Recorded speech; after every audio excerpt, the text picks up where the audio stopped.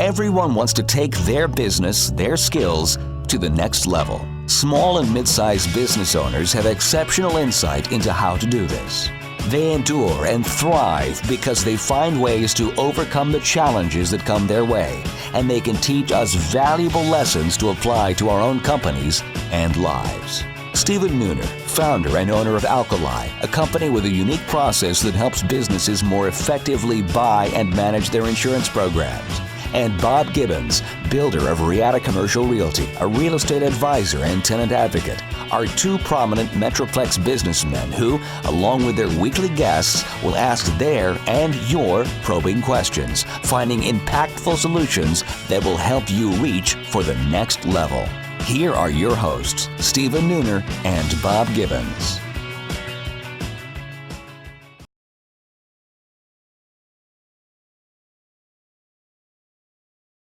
Welcome everybody to The Next Level, Conversations that Propel Business. I am Stephen Nooner. And this is Bob Gibbons. And we have a very special show for you guys today. Before we get started, for our first-time listeners, what is The Next Level? Our show exists to support and highlight the great wins that are happening in the entrepreneurial community and to really facilitate fun conversations where we can all learn from each other and grow. We like to start off every show with a little bit of pithy wisdom that is not ours. So, Bob, Isn't it all? Yeah, what do you have for us today? Else's. Well, Harvey Firestone, as in Firestone Tires, said, "You get the best out of others when you get the best out of yourself." It's pretty profound. What do you think he meant by that? Better do your job and don't expect more out of others than you expect out of yourself. People follow a leader and they emulate that leader often. So if you're not putting in what you expect of your employees, they're not going to do it. And sometimes to get the best out of people, you have to be able to identify. So if you have your own hang-ups, then you can't get to the root of whatever's blocking them from going to the next level. Good point. Good point. It's all about the next level, isn't it? It is. And speaking of next level, we have a next leveler here today by the name of Dave Schmidt. By the way, Dave, we give everybody that name, next leveler. If you're on our show, you're a next leveler, so you can get a little badge or something if you'd like. But Dave Schmidt is the president and founder of SCHMIDT STACY Consulting Engineers, which was founded in 1992 right here in Dallas. They have 39 employees in 5 cities around the country. They're headquartered here in Dallas. They are also in Houston, San Antonio, Fort Worth, and Arizona.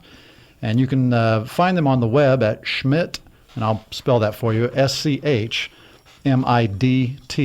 -Stacy, STACY.com. And Dave, welcome. Thanks for being here. Thank you. Welcome. Thanks for having me. Yeah, glad to have you here. We like to start off every guest with a focus on something positive or gratitude. So what do you have? Well, I'll tell you, I feel very blessed to be right here in Dallas, Texas. I went to SMU here and left and worked oil and gas for a few years, and then came back. I met my wife in Louisiana and came back to Dallas. So raised my kids here, and so a good economy in Dallas, Texas. So I'm very blessed to be. Why'd you have to go to Louisiana to find a woman? It's just I was raised in Houston. I thought everything was oil and gas. So President Carter took care of that and changed that, and in the early '80s, so '83, I came back. Well, cool. Well, let's get into some of the meat of this. I think the first and most important thing is, you're a consulting engineering firm, a design engineering firm. I think a lot of our listeners are right now thinking, what does that mean? So what does that mean? Right. Well, there are engineers that do different things. Obviously, on the consulting side of the mechanical, electrical, and plumbing, in our industry, it's called MEP. It's mechanical, HVAC, electrical, lighting, power, and plumbing, which also includes fire protection. So we're here to assist on new buildings and retrofits, and ground up as well as finish out. So very diverse, and we'll talk more about that. So how does someone know when they need to hire you, or who hires you? What does that look like? Well, it would be, it'd actually be a part of a design team, and we would be a part of what we call plan and spec. It used to be the old blueprints, now it's all done electronically with CAD and computer-aided drafting and Revit, which is 3D modeling. So they would decide, we don't do a whole lot of residence, but we do, multifamily and we do retail and hospitality and industrial and of course commercial. So they would need us to either look at things both from a sustainability side or just a simple, office project or a studio like this that would require HVAC, to cool and, and power things up.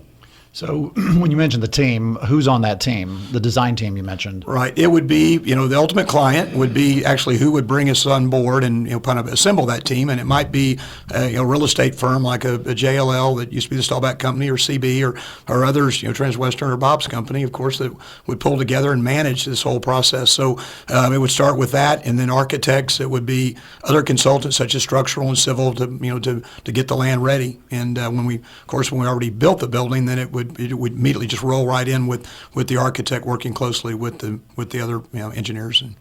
And what would cause the design team to choose you guys, say, than one of your competitors? What's your...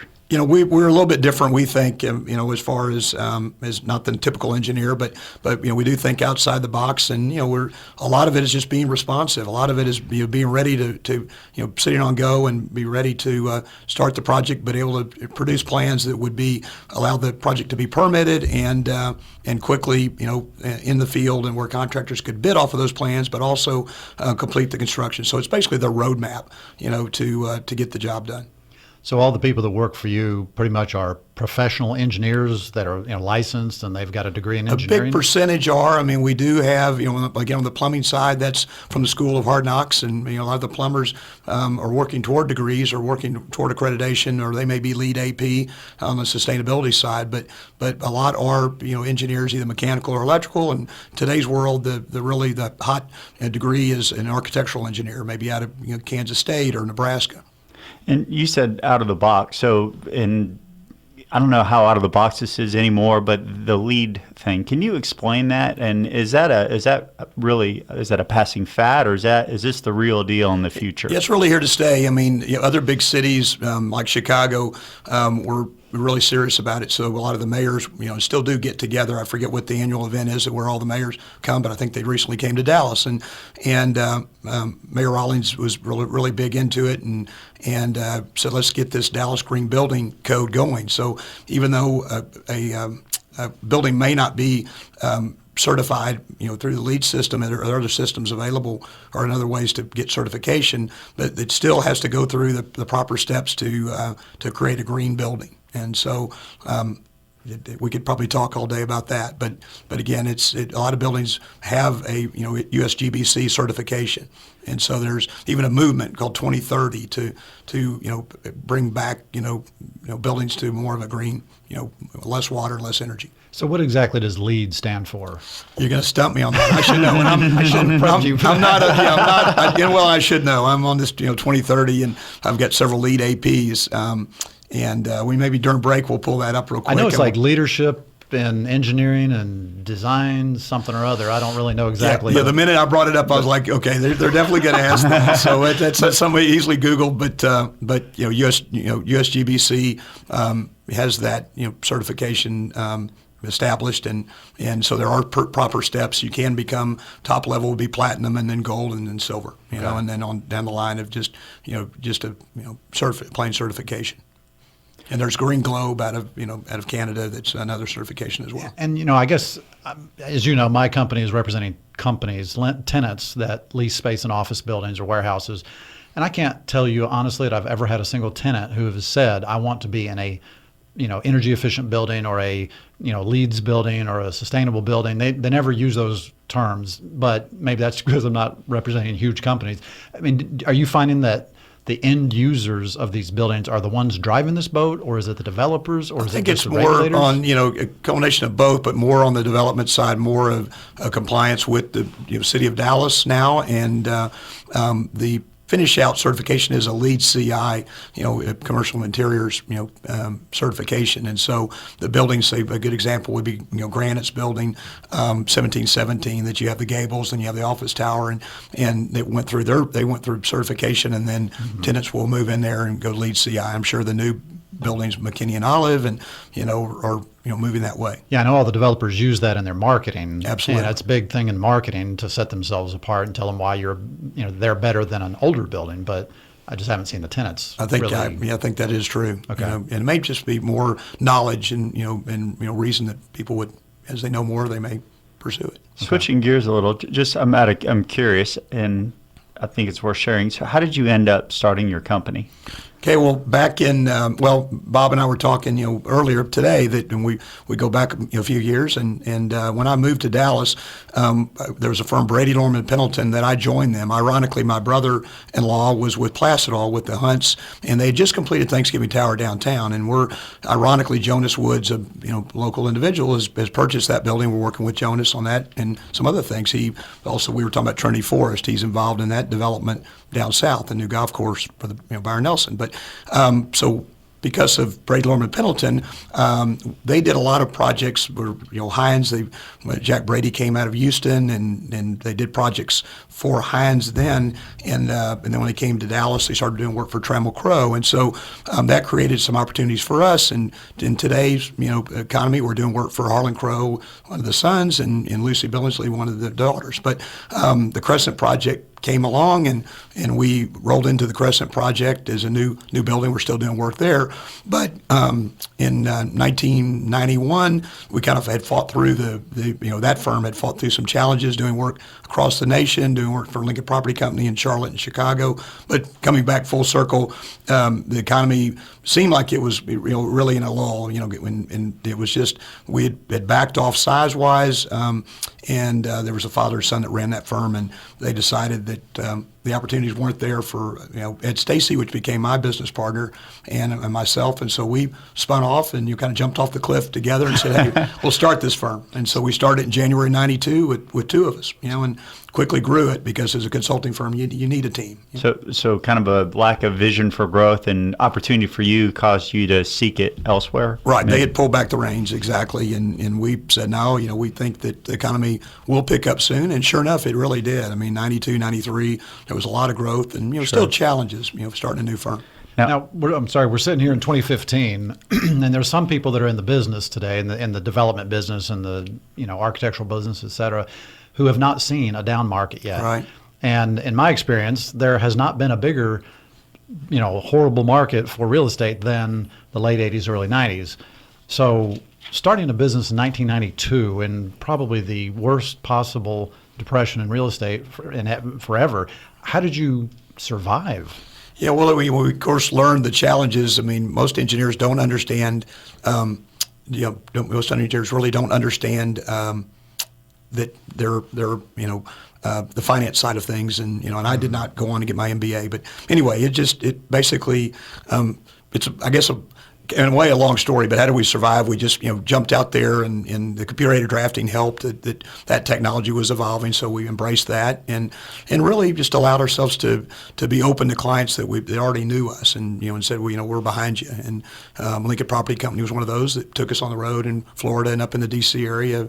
Individual Billy Hickey was local here, but still remains a good friend of President Bush, and so he took us, gave us some opportunities in the D.C. area. So we did branch out. Okay. That's awesome. And so you've known Bob a long time, and so what he always says, he's a recovering landlord. So later on the show, I want to hear what kind of landlord Bob was. Well, he said a few years ago. I don't think 25 years is a few, but I'll go with him on that. All right.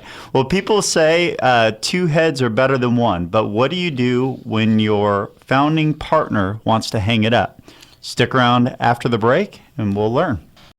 And now, Confessions of a Recovering Landlord. This is Bob Gibbons with Riata Commercial Realty, and I am your recovering landlord. After 20 years as a landlord, I now use that experience only for the benefit of companies that lease or buy office buildings and warehouses. Today's confession: don't renew, renegotiate. So you're probably wondering what the difference is between those two. Well, renewing a commercial lease usually means that the rental rate changes, but not much else. That could leave a lot of money on the table. Don't get lulled into the misguided idea that a great relationship with your landlord or leasing agent will result in a good deal for you. And never, ever tell the landlord that you really want to stay in the building. Instead, you need to renegotiate. That takes a comprehensive look at your needs and puts everything on the table for renegotiation. Options, improvements, free rent, and other lease clauses. Bottom line, the landlord should have to compete for your business instead of just assuming you're going to stay. To learn more, contact me at texastenantrep.com. Again, that's texastenantrep.com. Want to create a breakthrough in your business or personal life? Here's a tip. Stop shopping for insurance and insurance agents. Begin looking for a way to more effectively buy and manage your insurance. At Alkali, that is exactly what we provide. The freedom you create by changing this mindset alone will make an impact. Plus, you can stop listening to all the insurance commercials on TV and radio, unless they're funny, of course. Are you an insurance novice or just want to take things to the next level? Knowledge is power. Come join us for the single most important class that you never took in business school. We have the following upcoming classes that we teach through Collin College and the Small Business Development Center. Thursday, November 19th, Protecting Your Business 101. To sign up or learn more, visit us at alkaliservices.com. That's alkali, A-L-K-A-L-I, services with an S.com. My name's Jeff Whittle, and I'm the managing partner at Whittle & Partners. And if you ever get the chance to watch The Next Level online and see the video, trust me, listen to the audio. Don't watch the video. I've seen Bob and Steve live. Listen to the audio. Welcome back to The Next Level, conversations that propel business. We are here today with Dave SCHMIDT of SCHMIDT STACY Consulting Engineers. And if you'd like to learn more about Dave's company, please go to their website. They can be found at schmidt-stacy.com. And SCHMIDT is spelled SCHMIDT. Okay, well, we're going to enter into one of my favorite segments, which is the high-low. And so this is where we talk about kind of the ups and downs. And so let's start with the high. If we were going to look back over the last year, over your life of your business, what do you want to choose? What would you say has been the biggest high that you've had? Well, I'd say, again, we talk about just geographical, just being a great location here in Dallas, Texas. I mean, the work that we've done through the years allowed us to do work, East Coast to West Coast. So, and of course with American Airlines, it makes it nice to, either in now with Love Field with the new, with the Wright Amendment, passing, and now we can jump in Southwest Airlines and go anywhere. So Dallas, Texas is a great place to be able to hit the road and do work in several states. So we're registered throughout the U.S. Does that allow you to get business that you wouldn't be able to get if you were on one of the coasts, you think? I think so. I really do. I think not only does it foster, with the banking system and the opportunities, for office space here, and and just the whole demographics of it. It helps. It helps with our engineers recruiting. We were talking earlier about architectural engineers. They love that at Kansas. They love to come to Dallas. So I think in a lot of ways it helps us both internally and externally. Any things you're doing right now to kind of maximize, if this is, a real great high time for you guys, to maximize that opportunity while it's hot? Yeah, I'd say we stayed postured, kept some office space. Bob might have taught us to back, to scale down. We had 12,000 square feet, and we held on to it so we can grow quickly. I'm subleasing to a good friend that's a general contractor startup as well, and so that allows us to utilize that space, but also have it for growth. And so we're staying postured there, and just the diversification that different architects bring us. So we can talk a little bit more about that, how the architects bring us business. Well, let's go ahead and do that now. So you talked about architects quite a bit. What percentage of your business actually comes from architects versus other sources? I'd say about 80%. We're 80% an architect will bring us on board or tell us about a prospect, and we've got a marketing team, and we've got that group does some biz development. I've got a special biz developer down in Houston, in fact, just hitting that market really hard. I'm fourth generation Houstonian, so we're pursuing that. But we do work all over the state, all over the country. So your marketing is primarily to architectural firms. You're not really going to the developers directly. Yeah, we do. Granite is a great example here locally. Crescent, is a good example. A lot of the groups like KDC are doing build to suits, and they're a good client. So, but a lot of times we are teamed with the architect, or the architect may interview before us, and people understand our credentials, or like you said, go to our website. You can see what we can do, but in some ways we are a commodity. We're an engineer that have several competitors here in town, but the architects like to team with who they like to team with, and so when they bring us to the table or say great things about us, then immediately we're brought to the forefront. Let's go low. What would you say has been your biggest challenge, frustration with your business? Well, I think Bob was talking about the the challenges back when the years maybe when we started. Actually, I think the financial crisis of 2008.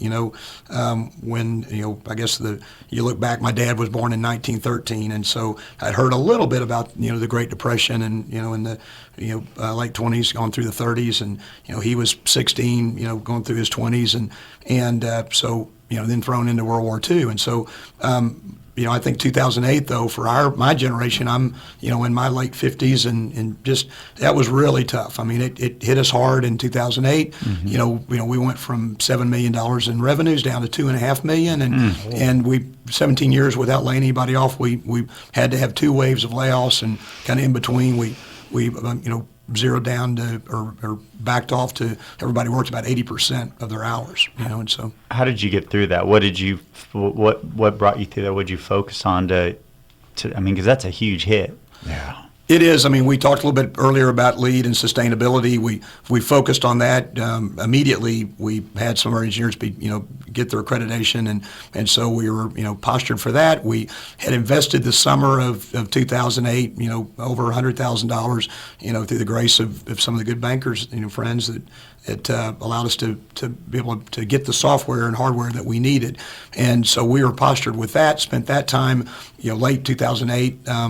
And pursue some things like MATOC or some multiple award task-oriented projects and Fort Sam down in San Antonio. So we kind of thought outside the box. We worked with firms, minority firms that were able to get in and do maybe some more education, or the Omni Hotel was a conglomeration of different engineers, and so we found little bits and pieces and realized that a piece of the pie was better than no pie at all. So we're able to keep a core group busy, and then when things started picking back up, I think one of the first big projects we saw was the Nebraska Furniture Mart come on board, and we came in second on that to a really good local competitor, and so that would have been a good game changer for us to add 6, 8, 10 people, but we didn't get it, so we had to find work elsewhere, and found other opportunities, and slowly we're able to build back, and so we're a lot more efficient now.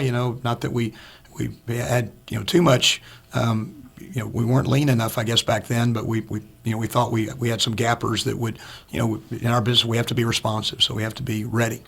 Yeah, back in that period of time, I remember talking to other guys in the real estate business, and everybody was talking about how there was nothing going on, and so they were all just out playing golf, and I'm like, well, if there's nothing going on, I don't have the income to go play golf all the time. I got to be out there beating the pavements trying to get business. That's right. I think Sounds like you did the same thing. We all worked harder, exactly. And again, a lot of people ironically look back to, like I was saying with my dad's time, look back and they said, well, back then everybody would be available. You could say, the CEO of a major corporation would be available for a breakfast, lunch, or have a cocktail after hours. I found that really true, is that you reach out to people and they were there for you to talk to you and say, here are the opportunities that I'm seeing. And they weren't that many. There weren't that many here local. There weren't that many nationally, nor in a lot of local firms and big architects did go international. But for us, they were modeling things and just taking it through a few steps. Did not allow us to get into that niche international. So let's change gears slightly. What has been one of the biggest breakdowns or challenges you've had that has turned into a breakthrough? I would say, on the financial side, probably just trying to finance a business like ours. And, I think we all tease about the bankers are there when you don't need them, and then when you do need them, they go away. You can't find them. Run and hide. But they really have been good to me. We were really fortunate that ironically, one of the banks failed, a local bank here that the feds came in and took over that bank in early of 2009. Well, we happened to be with them and had a big loan with them. Oh, wow. And so, they were able to, the new bank that came in and took it over, BB&T, allowed us to work with them, and actually we did business with them, setting up new banks throughout Texas, and so that down was actually a strong up, and allowed us to just realize that there are opportunities out there to not necessarily just go out and say, hey, can you give me money and to fund this, and just say we can deal with what we have, and our landlord worked with us. Our building, we've been in City Place for 18 years, but that building has changed hands several times, and we were able to work with that landlord and keep our space and renegotiate right before the building sold again. So, Great. So ironically, things just kind of fell into place. Well, what I hear, from you, and just even our conversation before we came in the studio, I hear a lot of hustle. You're busy. You guys have a lot going on. You're involved in a lot of things, a lot of interesting projects. What do you do to stay focused and on track? Well, I would say kind of the Ross Perot senior philosophy, I'm sure it's Ross Perot junior's philosophy as well, is just surround yourself with good people and people that are like-minded in that effort and are willing to get out there. A lot of things I feel like come at us. The Real Estate Council does a good job of approaching individuals. There are a lot of organizations, ULI and others that have events. There's a new group, Biz Now, that we tease about that they just wear us out. But at the same time, yesterday morning I was there in an event and I benefited from it. The panelists there and things like that. So I think you have to be aware of the opportunities that are going to come at you and respond to those and get up every morning and get out there. Okay, so the company's name is SCHMIDT STACY. Where's Stacy? Well, Edgar Stacy III, Vanderbilt engineer, he and I were together with the previous firm and started this firm together. We're coming up on almost 25 years. A few years ago, he pursued a lot of hospitality business and specifically Marriott and some Ritz work. And so obviously that work didn't look like it was going to come back anytime soon. I think it is coming back sooner than we all realized. But he explored some opportunities with forensic and expert witness and kind of decided, as he turned 65 that this might be the time for him to do that versus fight this battle of trying to get this firm back up and running. So he decided to pursue that in October of 12, and we just kept on trucking, and a lot of, again, surround myself with a lot of good people. The firm has been strong and can remain strong. So what's next? If we're sitting together here 3 years from now, you to look back to today, what needs to happen for you to feel satisfied with the progress you've made? Well, I think, again, it'd be like a lot of firms. I'm, again, getting to my late 50s and enjoy and love what I do.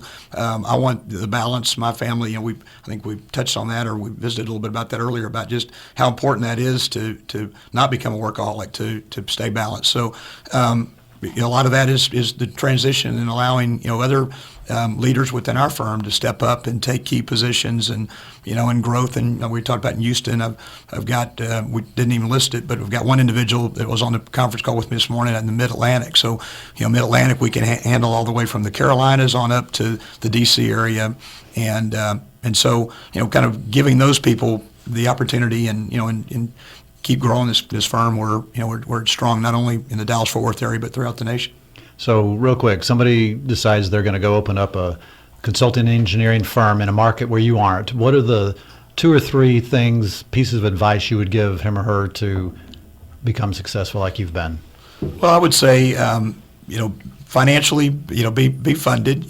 Just be able to understand that it does take 2 to 3, even 5 years and that's true with any business. To really the startup is a challenge. So I'd say that's the first and foremost.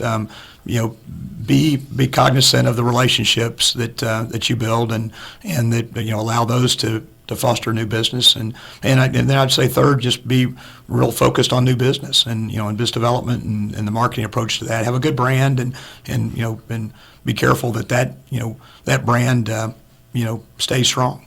And I think in your business, a big part of branding is trust. And, people got to be able to trust what you do because you're a very big life safety issue in a building. Well, Dave Schmidt, thank you so much for being with us. Thank you. Audience, appreciate y'all listening in. If you'd like to get in touch with our guest, Dave Schmidt at SCHMIDT STACY, you can do so at schmidt-stacy.com. If you'd like to reach us in the show, please go to nextlevelshow.com where you'll find today's conversation, both in video and audio. And you can also take a look at the past guests we've had, listen in on those, and see who's coming up in the future. You can also find us on Facebook, LinkedIn, Twitter, and every possible kind of technology. We probably are either there or near it. We got to figure out a podcast this thing too. That'll be coming up. Well, thanks again for being with us. We'll see you next week. Have a great week. You have been listening to The Next Level, Conversations That Propel Business with Stephen Nooner and Bob Gibbons. Join us every Tuesday at 1:30 p.m. for more prolific conversations that will take your business to the next level.